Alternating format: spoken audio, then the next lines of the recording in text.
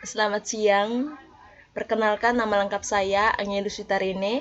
Saya dari semester 4A. Jadi di sini dalam bahan kuliah saya akan menjelaskan tentang sakramen Ekaristi.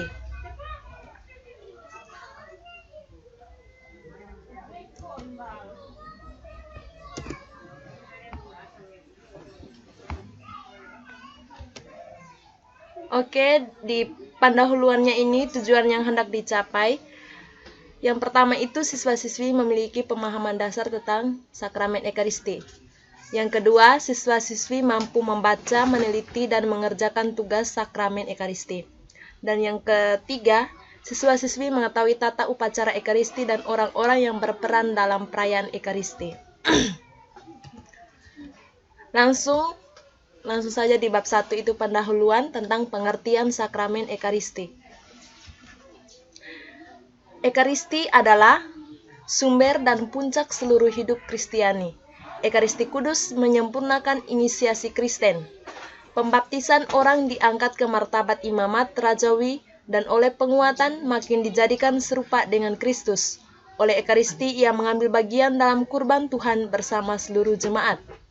Pada perjamuan terakhir, pada malam ia diserahkan, penyelamat kita mengadakan kurban Ekaristi tubuh dan darahnya. Dengan demikian, ia mengabadikan kurban salib untuk selamanya dan mempercayakan kepada gereja. Yesus bersabda, "Akulah roti hidup yang telah turun dari surga. Jikalau seorang makan dari roti ini, ia akan hidup selama-lamanya. Barang siapa makan dagingku dan minum darahku, ia mempunyai hidup yang kekal. Ia tinggal di dalam aku dan aku di dalam dia." Jadi di sini kita bisa membuka Injil Yohanes bab 6 ayat 51, ayat 54 dan di ayat 56. Pengertian berikutnya, Ekaristi adalah upacara peringatan akan Paskah Kristus. Artinya, karya penyelamatan yang telah dilaksanakan oleh kehidupan, kematian, dan kebangkitan Kristus. Karya ini dihadirkan di dalam kegiatan liturgi kita. Selanjutnya, Yesus menetapkan sakramen Ekaristi, yakni pada hari Kamis Putih, pada waktu di mana ia diserahkan, ketika Yesus merayakan perjamuan terakhir bersama para rasulnya. Setelah mengumpulkan para rasul di ruang perjamuan, Yesus mengambil roti, memecah-mecahkannya, dan memberikannya kepada mereka seraya berkata, "Ambillah dan makanlah, inilah tubuhku yang diserahkan bagimu." Kemudian dia mengambil piala yang berisi anggur dan berkata kepada mereka, "Ambillah dan minumlah, inilah piala darahku, darah perjanjian baru dan kekal yang ditumpahkan bagimu dan bagi semua orang demi pengampunan dosa. Lakukanlah ini untuk mengenangkan lidahku." Poin yang kedua, yakni nama dari sakramen Ekaristi. Jadi kita bisa melihat kekayaan yang tak terperikan dari sakramen ini diungkapkan dengan bermacam-macam nama yang menunjukkan aspek-aspek khususnya. Nama yang paling umum adalah yang pertama itu Ekaristi, kedua Misa Kudus, ketiga perjamuan Tuhan, keempat pemecahan roti, kelima perayaan Ekaristi, terus keenam kenangan akan sengsara, ketujuh wafat dan kebangkitan Tuhan, seterusnya kurban kudus, liturgi kudus dan ilahi, misteri kudus, sakramen Allah yang paling kudus, dan komuni kudus. Jadi di sini kita lihat yang pertama yakni Ekaristi. Ekaristi ini karena ia adalah ucapan terima kasih kepada Allah. Yang kedua itu perjamuan Tuhan, karena ia menyangkut perjamuan malam, di mana Tuhan adakan bersama para muridnya pada malam Kamis Putih. Terus yang ketiga, pemecahan roti. Karena ritus yang khas pada perjamuan Yahudi ini dipergunakan oleh Yesus, di mana pada waktu makan Yesus sebagai kepala persekutuan, ia memberkati roti dan membagi-bagikannya, lalu ia lakukan terutama dalam perjamuan malam terakhir. Itu di mana Yesus memecahkan roti, terus dia mengatakan kepada para muridnya bahwa roti itu adalah tubuhnya sendiri. Dan juga darahnya adalah darahnya sendiri. Yang berikutnya perhimpunan Ekaristi. Karena Ekaristi dirayakan dalam perhimpunan umat beriman, di mana gereja dinyatakan secara kelihatan. Berikutnya lagi kurban kudus, karena ia menghadirkan kurban tunggal Kristus, penebus, dan mencakup pula penyerahan diri gereja. Atau juga kurban misa kudus, yaitu kurban syukur. Kita bisa lihat bacaan di Ibrani bab 13 ayat 15, persembahan rohani, kurban murni dan kudus, karena ia menyempurnakan dan melebihi segala kurban perjanjian lama. Yang berikutnya liturgi kudus dan ilahi. Karena seluruh liturgi gereja berpusat dalam perayaan sakramen ini dan paling jelas terungkap di dalamnya. Sakramen Maha Kudus, karena Ekaristi adalah sakramen segala sakramen. Disimpan dalam rupa Ekaristi di dalam tabernakel. Jadi, sakramen Maha Kudus itu disimpan dalam tabernakel. Orang menamakan tubuh Kristus itu yang Maha Kudus. Berikutnya komuni, karena di dalam sakramen ini kita menyatukan diri dengan Kristus yang mengundang kita mengambil bagian dalam tubuh dan darahnya, supaya kita membentuk satu tubuh. Yang berikutnya lagi misa kudus, karena dalam liturgi di mana misteri keselamatan dirayakan berakhir dengan pengutusan umat beriman atau missio, supaya mereka melaksanakan kehendak Allah dalam kehidupannya sehari-hari. Poin ketiga, kita lihat Ekaristi dalam tata keselamatan. Yang pertama, tanda-tanda roti dan anggur. Di dalam perayaan Ekaristi, roti dan anggur diubah melalui perkataan Kristus dan seruan kepada Roh Kudus menjadi tubuh dan darah Kristus. Roti dan anggur menjadi tubuh dan darah Kristus atas cara yang penuh rahasia, tetapi tinggal tanda-tanda tentang kebaikan ciptaan. Karena itu dalam mempersiapkan persembahan kita berterima kasih kepada Pencipta untuk roti dan anggur hasil dari usaha manusia, tetapi yang pertama-tama hasil dari bumi dan pokok anggur adalah anugerah dari Pencipta sendiri. Di dalam perjanjian lama, roti dan anggur dipersembahkan di antara buah-buah sulung sebagai tanda terima kasih kepada Sang Pencipta. Selanjutnya, mujizat perbanyakan roti menunjukkan lebih dahulu kelimpahan roti istimewa dari Ekaristinya. Tuhan mengucapkan syukur, memecahkan roti dan membiarkan murid-muridnya membagi-bagikannya untuk memberi makan kepada orang banyak. Yang kedua itu tanda. Yang pertama tadi mujizat itu Tuhan memperbanyakkan roti dan juga ikan waktu di padang gurun. Terus yang kedua ini tanda perubahan air menjadi anggur pada pesta pernikahan di Kana. Ia menyampaikan penyempurnaan perjamuan pernikahan dalam kerajaan Bapa, di mana umat beriman akan minum anggur baru yang telah menjadi darah Kristus. Yaitu kita bisa lihat pada bacaan Injil Yohanes di bab 2 ayat 3-10. Poin kedua, penetapan Ekaristi.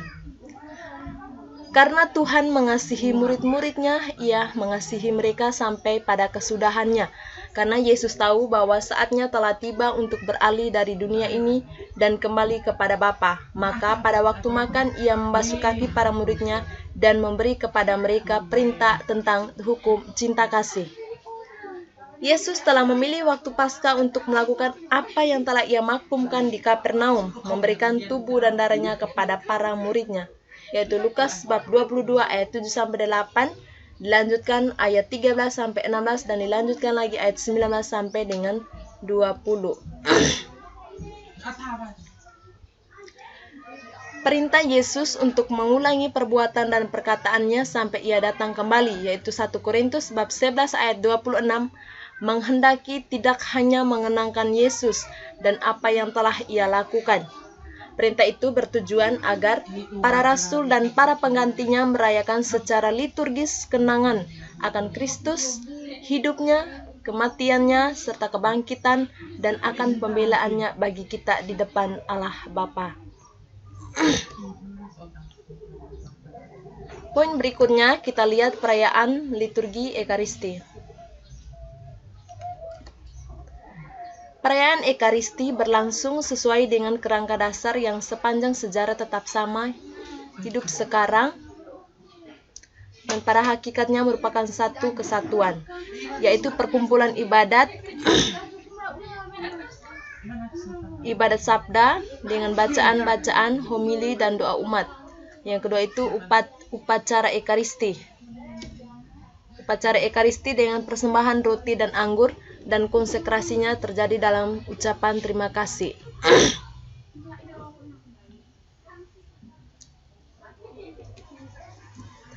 Poin berikutnya, kehadiran Kristus oleh kekuatan sabdanya dan kekuatan Roh Kudus.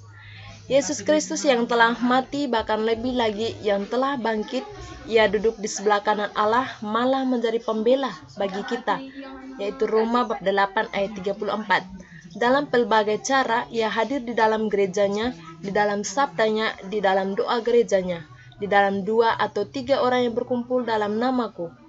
Jadi di situ dia ada. Terus cara kehadiran Kristus dalam rupa Ekaristi bersifat khas. Kehadiran itu meninggikan Ekaristi di atas semua sakramen, sehingga ia seakan-akan sebagai penyempurnaan. Kristus hadir di dalam sakramen ini oleh perubahan roti dan anggur menjadi tubuh dan darahnya. Poin berikutnya ini kita lihat bagaimana penghormatan kepada Ekaristi. Di dalam liturgi misa, kita menyatakan iman kita bahwa Kristus sungguh hadir dalam rupa roti dan anggur, antara lain dengan berlutut dan menundukkan diri sebagai tanda penyembahan kepada Tuhan. Gereja Katolik menyembah Ekaristi Kudus tidak hanya selama misa kudus, tetapi juga di luar perayaan misa, kalau ia menyimpan hosti yang telah dikonsekrir dengan perhatian besar, mentaktakannya untuk disembah oleh umat beriman secara meriah dan membawanya dalam sebuah prosesi. Poin berikutnya ini kita lihat tentang buah-buah komuni. Yang pertama itu komuni memperdalam persatuan kita dengan Kristus, di mana buah utama dari penerimaan Ekaristi dalam komuni ialah persatuan yang erat dengan Yesus Kristus. Karena di mana Tuhan sendiri berkata, barang siapa makan dagingku dan minum darahku, ia tinggal di dalam aku dan aku di dalam dia. Yaitu Yohanes bab 6 ayat 56. Kedua, komuni memisahkan kita dari dosa. Tubuh Kristus yang kita terima dalam komuni telah diserahkan untuk kita, dan darah yang kita minum telah diserahkan untuk banyak orang demi pengampunan dosa. Seperti halnya makanan jasmani perlu untuk mengembalikan lagi kekuatan yang sudah terpakai. Demikianlah Ekaristi memperkuat cinta yang terancam menjadi lumpuh dalam kehidupan kita sehari-hari. Yang hendak menerima Kristus dalam komuni Ekaristi itu orang yang harus berada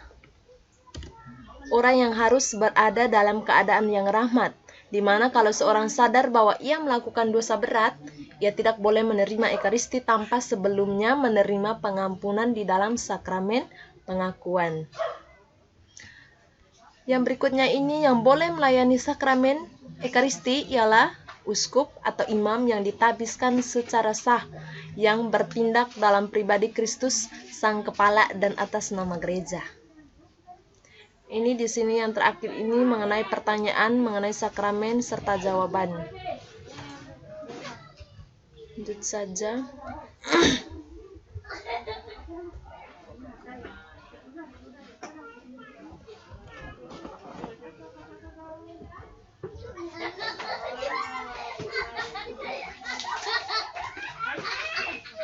Kita lihat pertanyaan yang di sini, mengapa Yesus mempergunakan anggur untuk komuni?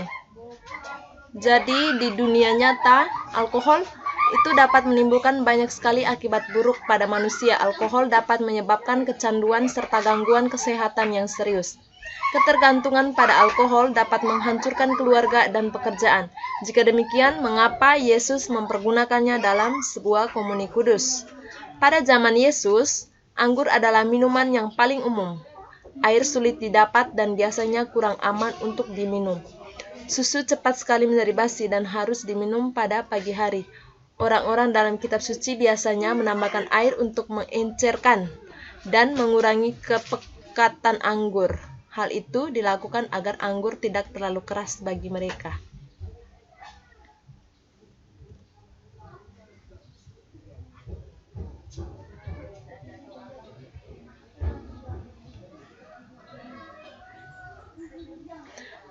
Pertanyaan yang berikutnya ini, mengapa imam menambahkan air ke dalam anggur pada waktu misa? Sebagian orang percaya bahwa imam melakukannya untuk melambangkan persatuan antara kita dengan Tuhan dalam komuni. Air melambangkan manusia. Dahulu anggur adalah minuman yang biasa dihidangkan pada waktu bersantap.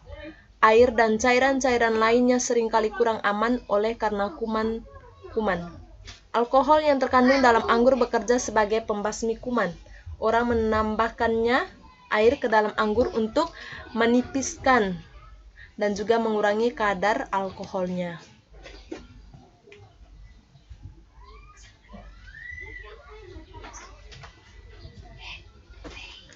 Baik, sekian dan terima kasih yang telah saya bawakan materi tentang sakramen Ekaristi.